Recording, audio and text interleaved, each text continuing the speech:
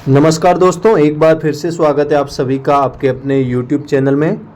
दोस्तों, जो भी साथी रेलवे डी ग्रुप की तैयारी कर रहे हैं, जिनके अभी एग्ज़ाम 17 नवंबर से स्टार्ट होने वाले हैं, तो वो साथी इस वीडियो को अंत तक देखें। और इस वीडियो में जीके के 20 क्वेश्चन हैं और ये हमारा प्रैक्टिस सेट नंबर 5 है। तो जो भी साथी इस चैनल के साथ नए हैं तो वो सबसे पहले चैनल को सब्सक्राइब करके बेल आइकन ऑन कर दें, ताकि जो नेक्स्ट प्रैक्टिस सेट आएगा उसकी इन्फॉर्मेशन आपको मिलती रहेगी। और इस वीडियो को आप अंत तक देखें और 20 में से आप कितने क्वेश्चन सही कर पाते हो वो भी आप कमेंट सेक्शन में ज़रूर बताएं। और जो भी साथी नए हैं तो वो चैनल को सबसे पहले सब्सक्राइब कर लें, क्योंकि हम इस चैनल पर डेली प्रैक्टिस सेट करेंगे। नेक्स्ट जो हमारा प्रैक्टिस सेट आएगा वो साइंस का आएगा, उसमें साइंस के 20 से 25 क्वेश्चन होंगे। तो शुरू करते हैं वीडियो को एक मोटिवेशन कोट के साथ कि यदि आपने किसी भी कार्य के लिए ईमानदारी से संघर्ष किया है तो परिणाम चाहे सफलता हो या असफलता, वास्तव में संघर्ष की भावना ही अपने आप में एक सफलता है। यदि आपने किसी भी कार्य के लिए ईमानदारी से संघर्ष किया है तो परिणाम चाहे सफलता हो या असफलता, वास्तव में संघर्ष की भावना ही अपने आप में एक सफलता है।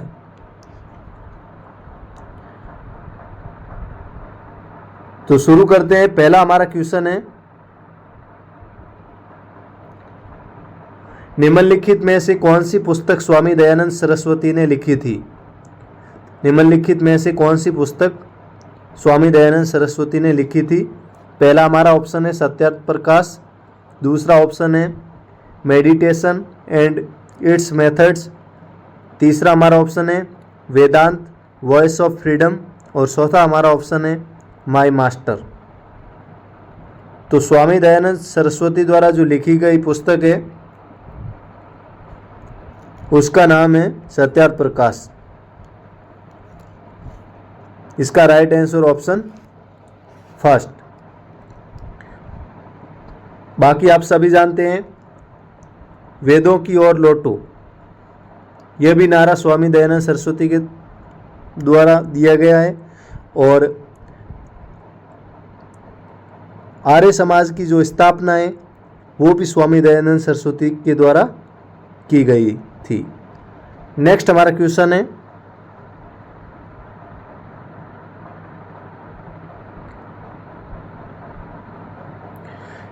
किस संविधान संशोधन अधिनियम ने भारतीय संविधान में नगर पालिकाओं से संबंधित प्रावधानों को जोड़ा? किस संविधान संशोधन अधिनियम ने भारतीय संविधान में नगर पालिकाओं से संबंधित प्रावधानों को जोड़ा?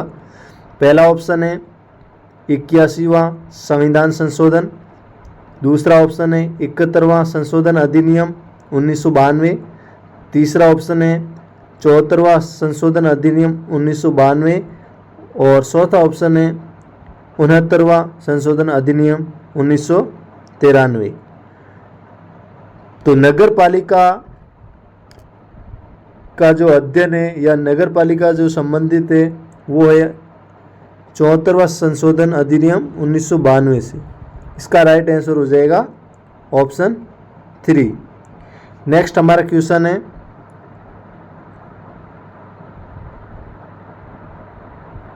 भारत के महान्यायवादी निम्नलिखित में से किसके पश्चात पद पर बने रहते हैं?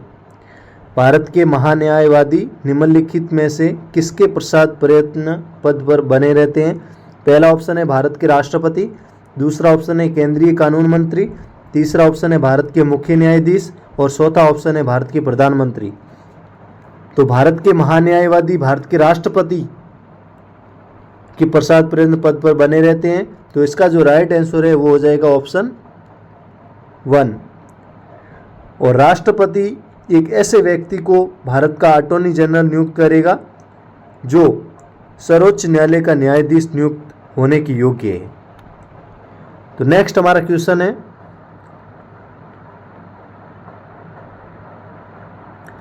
इनमें से कौन सी ट्रॉफी बैडमिंटन खेल से संबंधित है जहां विजेता के लिए कोई पुरस्कार राशि नहीं है? इनमें से कौन सी ट्रॉफी बैडमिंटन खेल से संबंधित है जहां विजेता के लिए कोई पुरस्कार राशि नहीं है? पहला हमारा ऑप्शन है थॉमस कप, दूसरा ऑप्शन है BWF विश्व चैंपियनशिप, तीसरा ऑप्शन है मलेशियाई ओपन और चौथा ऑप्शन है उबेर कप। तो इसका राइट आंसर हो जाएगा ऑप्शन 2, BWF विश्व चैंपियनशिप ट्रॉफी है जो बैडमिंटन खेल से संबंधित है और इसमें विजेता के लिए कोई पुरस्कार राशि नहीं है। BWF की full form badminton world federation. Next हमारा क्वेश्चन है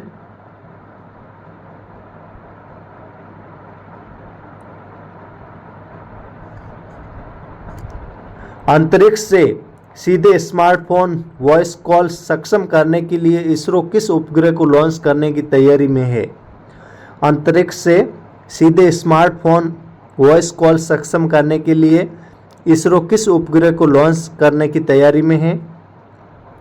पहला ऑप्शन है वॉयेजर उपग्रह, दूसरा ऑप्शन है स्टारलिंक सैटेलाइट, तीसरा ऑप्शन है आर्टेमिस उपग्रह और चौथा ऑप्शन है ब्लूबर्ड सैटेलाइट। तो अंतरिक्ष ब्लूबर्ड सैटेलाइट से सीधे स्मार्टफोन वॉइस कॉल सक्षम करने के लिए जो इसरो है वो लॉन्च करने की तैयारी कर रहे हैं। तो इसका जो राइट आंसर हो जाएगा वो है ऑप्शन 4, ब्लूबर्ड सैटेलाइट। और इसरो एक अमेरिकी संचार उपग्रह प्रक्षेपित करने की योजना बना रहा है। नेक्स्ट हमारा क्वेश्चन है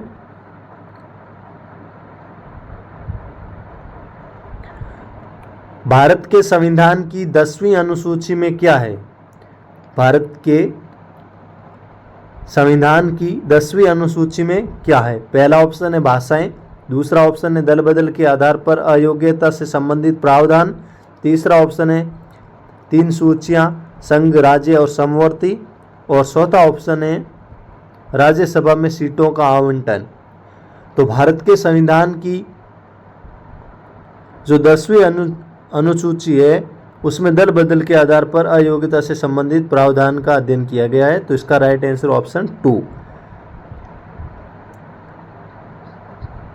भारतीय संविधान में कुल 12 अनुसूची है। नेक्स्ट हमारा क्वेश्चन है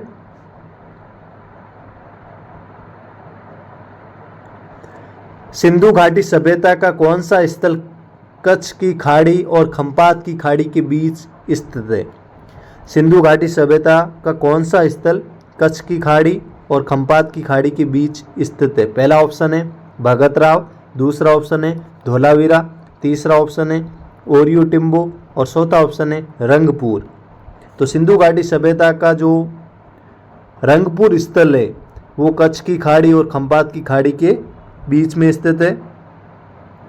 तो इसका राइट आंसर हो जाएगा ऑप्शन 4, क्योंकि लोथल के उत्तर पश्चिमी स्थान पर रंगपुर कच्छ और बंगाल की खाड़ी की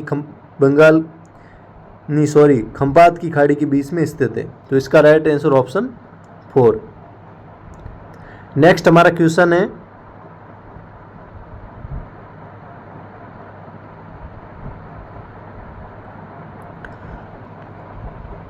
लोध जलप्रपात किस राज्य में स्थित है? लोध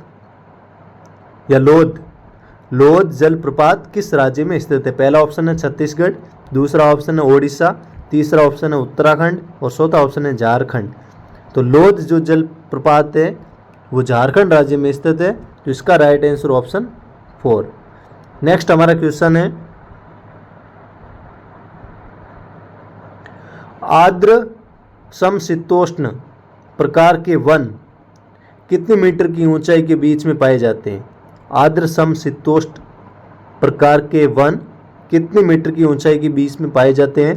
पहला ऑप्शन है 2000 से 3000, दूसरा ऑप्शन है 1500 से 3000, तीसरा ऑप्शन है 1000 से 2000 मीटर या चौथा ऑप्शन है 500 से 1000 मीटर। तो आर्द्र समशीतोष्ण प्रकार के जो वन है वो 1000 से 2000 मीटर की ऊंचाई के बीच में पाए जाते हैं। तो इसका जो राइट आंसर है वो हो जाएगा ऑप्शन 3। और आमतौर पर ये जो वन है वो आर्द्र जलवायु वाले क्षेत्रों में स्थित होता है। नेक्स्ट हमारा क्वेश्चन है,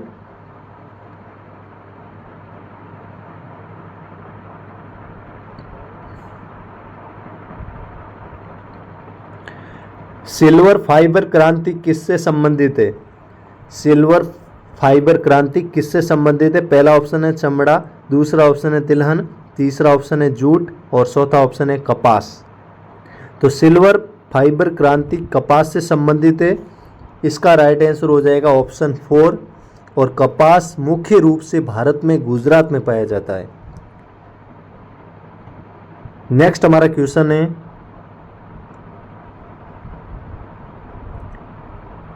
खिलजी वंश के बाद कौन सा वंश आया? खिलजी वंश के बाद में कौन सा वंश आया वो आपको बताना है। पहला ऑप्शन है गुलाम वंश, दूसरा ऑप्शन है तुगलक वंश, तीसरा ऑप्शन है लोधी वंश और चौथा ऑप्शन है इनमें से कोई नहीं।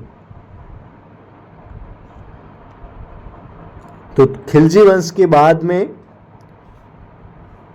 तुगलक वंश आया, इसका राइट आंसर ऑप्शन 4, ऑप्शन 2। सबसे पहला जो वंश है वो कौन सा है? तो वो है गुलाम वंश। उसके बाद में खिलजी,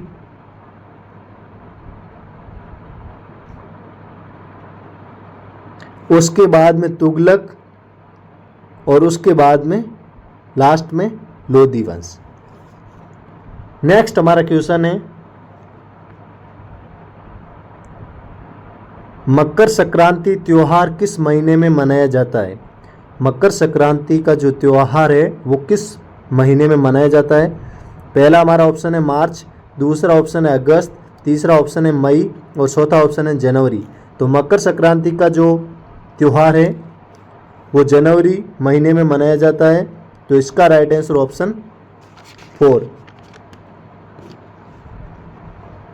नेक्स्ट हमारा क्वेश्चन है,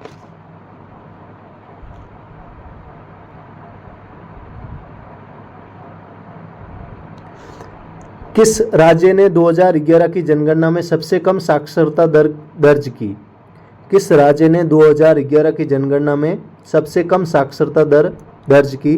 पहला ऑप्शन है बिहार, दूसरा ऑप्शन है महाराष्ट्र, तीसरा ऑप्शन है अरुणाचल प्रदेश और चौथा ऑप्शन है केरल। तो 2011 की जनगणना के अनुसार सबसे कम साक्षरता जो दर्ज करने वाला राज्य है वो है बिहार।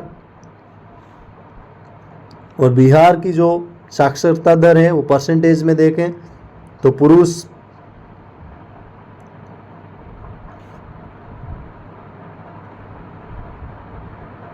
71.2% और महिला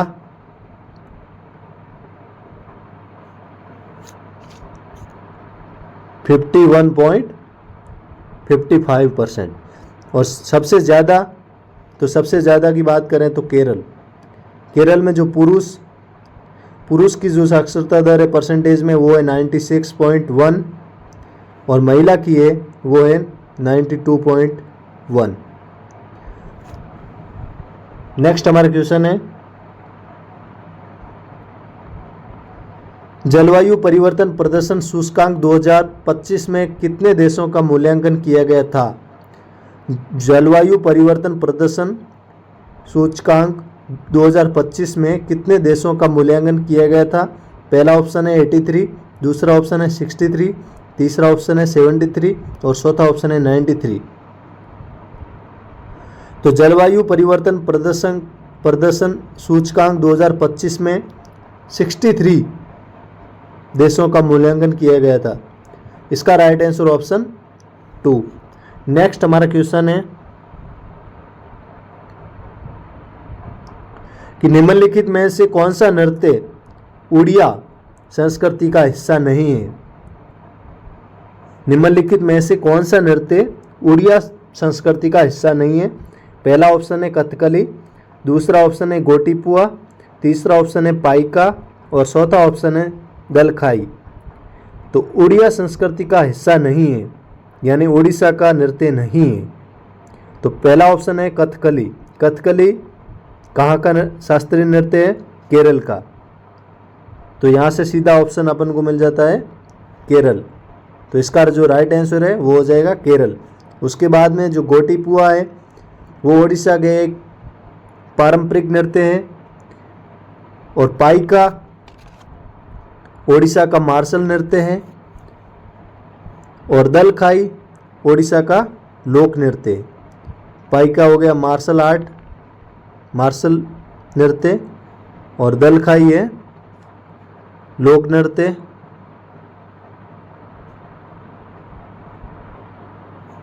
और गोटीपुआ है पारंपरिक नृत्य। नेक्स्ट हमारा क्वेश्चन है, मेगस्थनीज के अनुसार शाही जुलूसों के दौरान चंद्रगुप्त के रक्षक सोने और चांदी से सुसज्जित किस पर सवार होते थे? मेगस्थनीज के अनुसार शाही जुलूसों के दौरान चंद्रगुप्त के रक्षक सोने और चांदी से सुसज्जित किसके ऊपर सवार होते थे? पहला ऑप्शन है हाथी, दूसरा ऑप्शन है गेंडा, तीसरा ऑप्शन है बैल, और चौथा ऑप्शन है घोड़ा। तो मेगस्थनीज के अनुसार जो शाही जुलूसों के दौरान चंद्रगुप्त के रक्षक सोने और चांदी से सुसज्जित हाथी के ऊपर सवार होते थे, तो इसका राइट आंसर ऑप्शन 1। नेक्स्ट हमारा क्वेश्चन है, अहमदिया आंदोलन के संस्थापक कौन थे? अहमदिया आंदोलन के संस्थापक कौन थे? पहला ऑप्शन है सैयद अहमद खान, दूसरा ऑप्शन है हाजी शरीयतुल्लाह, तीसरा ऑप्शन है मिर्ज़ा गुलाम अहमद, और चौथा ऑप्शन है मोहम्मद अली। तो अहमदिया आंदोलन के जो संस्थापक थे वो थे मिर्ज़ा गुलाम अहमद। तो इसका राइट आंसर ऑप्शन 3। नेक्स्ट हमारा क्वेश्चन है, 2011 की जनगणना के अनुसार निम्नलिखित में से कौन सा भारत का सबसे कम आबादी वाला राज्य है? 2011 की जनगणना के अनुसार निम्नलिखित में से कौन सा भारत का सबसे कम आबादी वाला राज्य है? पहला ऑप्शन है मेघालय, दूसरा ऑप्शन है असम, तीसरा ऑप्शन है सिक्किम, और चौथा ऑप्शन है गोवा। तो 2011 की जनगणना के अनुसार जो सिक्किम राज्य है सबसे कम आबादी वाला राज्य है। इसका राइट आंसर हो जाएगा ऑप्शन 3। और सिक्किम की जो जनसंख्या है वो है 6,10,577।